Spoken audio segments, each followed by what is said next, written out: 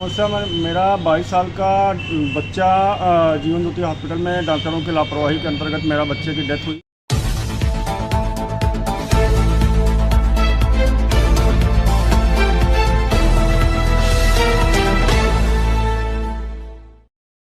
शहर के प्रसिद्ध हॉस्पिटल पर लगा एक्सपायर इंजेक्शन लगाने, धन उगाही करने व गलत इलाज का आरोप। मामला है सुल्तानपुर के कोतवाली नगर क्षेत्र के पांचों पीरन के एक निजी हॉस्पिटल का। पीड़ित लगातार लगा रहा है अधिकारियों के चक्कर, पीड़ा कोई सुनने को नहीं तैयार।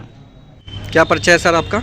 मेरा नाम कर्नल प्रताप सिंह है। मैं पांचों पीरन सुल्तानपुर का रहने वाला हूँ। क्या समस्या है सर आपका? समस्या मेरा 22 साल का बच्चा जीवन ज्योति हॉस्पिटल में डॉक्टरों की लापरवाही के अंतर्गत मेरा बच्चे की डेथ हुई और डॉक्टरों ने मेरे ट्रीटमेंट में बहुत बड़ी लापरवाही की और उसके इंसाफ के लिए मैं आज 1 साल से लगभग मैं यहाँ पे मेनका गांधी जी से और डीएम साहब से, मैडम से और एसपी साहब से, सीएमओ साहब से मैं 1 साल से सुल्तानपुर प्रशासन का चक्कर काट चुका हूँ। मैं लखनऊ भी जाके सीएम साहब के जनता दरबार में भी एप्लीकेशन दिया हूँ, वहाँ पे भी मुझे कोई अभी तक इंसाफ नहीं मिला। आपके बच्चे का सर क्या मैटर था उसमें? मेरा बच्चा जो है उसका किडनी का दिक्कत थी। मैं जीवन ज्योति हॉस्पिटल में लेके गया डायलिसिस के लिए। उस दौरान डॉक्टरों ने, वहाँ डायलिसिस वालों ने लापरवाही की, बीपी नापा, बीपी नॉर्मल थी, हाइपर बीपी भगी। उसके बाद मेरे बच्चे की डेथ हो गई और डेथ क्या हो गई जो है उसको मुंह से झाँकाया। 3 दिन तक हमने बेवकूफ़ बना के वेंटिलेटर पर रख के मुझसे 2.5 से 3 लाख रुपए लिया गया और फर्जी तरीके से मुझसे धन उगाही की गई और जिसमें कि हॉस्पिटल के खिलाफ मैं सब कुछ नोटिस भेज चुका हूँ जिलाधिकारी को, डीएम एसडीएम सब सारे स्टाफ को। सीएमओ साहब आज 1 साल से मुझे फुटबॉल की तरह वहाँ जाइए, मेरा काम नहीं है। ओम प्रकाश चौधरी जी वो बताते हैं। मैं डीएम के पास जाता हूँ, डीएम महोदया बोलती हैं कि आप एसपी ऑफिस। प्रशासन क्या आश्वासन दिया आपको? आश्वासन बस केवल फुटबॉल की तरह मुझे इधर से उधर दौड़ा रहा है। और आप जनता दरबार में गए थे, वहाँ क्या आश्वासन मिला आपको? वहाँ पे बस ये बोला गया कि आपको इंसाफ मिलेगा, लेकिन अभी तक वहाँ से कोई सुनवाई नहीं मिली, मतलब इंसाफ नहीं मिला। कितना दिन का हो गया ये? 8 दिसंबर 2023 को मेरे लड़का जो जहाँ तक मुझे जानकारी हुई मेरे लड़के को वो किया गया।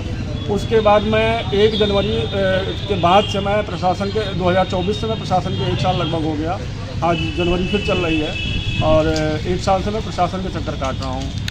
सरकार से और प्रशासन से आप क्या चाहते हैं? बस मैं सरकार से और प्रशासन से यही चाह रहा हूँ कि उस हॉस्पिटल के खिलाफ एक्शन लिया जाए और सीएमओ साहब रिपोर्ट लगा रहे हैं, आज लगा रहे हैं, कल लगा रहे हैं। बस केवल मुझे आश्वासन दिया जा रहा है। मैं डीएम के साहब के मैडम के पास जाता हूँ तो वो बोलते हैं एसपी साहब के पास चले जाइए। एसपी साहब अभी पुराने वाले एसपी साहब थे, उनके पास गया तो वो बोले 3 दिन में आपको इंसाफ मिलेगा। 3 दिन वो भी 1 महीने हो गया, IGR की रिपोर्टें भी नहीं मिल रही हैं। आज हम अपने नए एसपी साहब महोदय साहब के पास मिले, वो भी मुझे कहें आप गलत जगह आ गए हैं, आप डीएम साहब के पास जाइए और हॉस्पिटल सीज करने का उनका काम है। और कोई इंसाफ नहीं मिला मुझे अभी तक। मैं एक 22 साल का लड़का खोया हूँ।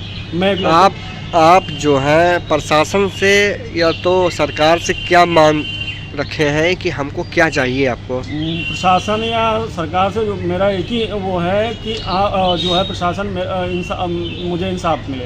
इंसाफ आप मुआवजा चाह रहे हैं कि इंसाफ चाह रहे हैं? आप क्या चाह रहे हैं? उस हॉस्पिटल के खिलाफ कार्रवाई करें, आपकी किसी दूसरे माँ बाप के साथ ऐसी घटना ना हो, क्योंकि उस हॉस्पिटल में कम से कम मेरे केस को लेते हुए कम से कम 3-4 और केस इसके पहले हो चुके हैं और कई माँ बाप आज भी दौड़ रहे हैं। हमारे फिलहाल मैं बोलना नहीं चाहता, लेकिन एक हमारे घनश्याम निषाद जी हैं, जीवन ज्योति वो ज्योति निषाद कांड, उसी हॉस्पिटल में उस लड़की के साथ भी रेप किया गया।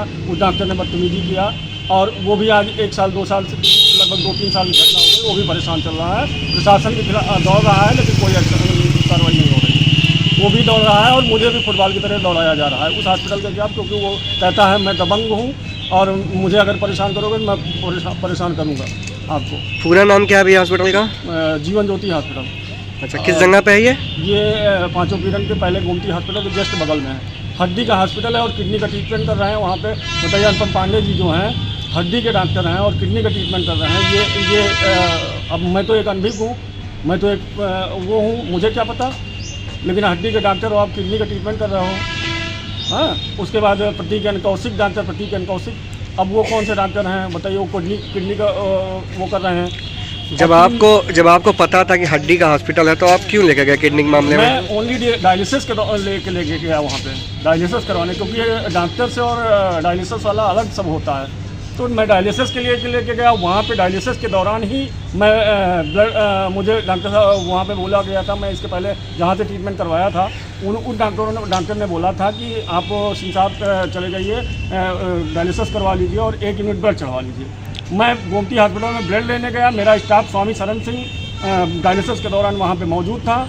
और डायलिसिस के दौरान जब वहाँ पे जो डायलिसिस करता है उसने डायलिसिस चालू करने से पहले बीपी नापा, बीपी नॉर्मल थी, लेकिन उसने लापरवाही किया। बीपी नॉर्मल थी तो उसके दौरान बीपी का इंजेक्शन लगना चाहिए, क्योंकि हमारा जहाँ से पहले ट्रीटमेंट चल रहा था उन डॉक्टर से मैंने बात करवाया। तो उन्होंने एक ही शब्द उनसे पूछा कि आप डायलिसिस कितने दिन से कर रहे हो?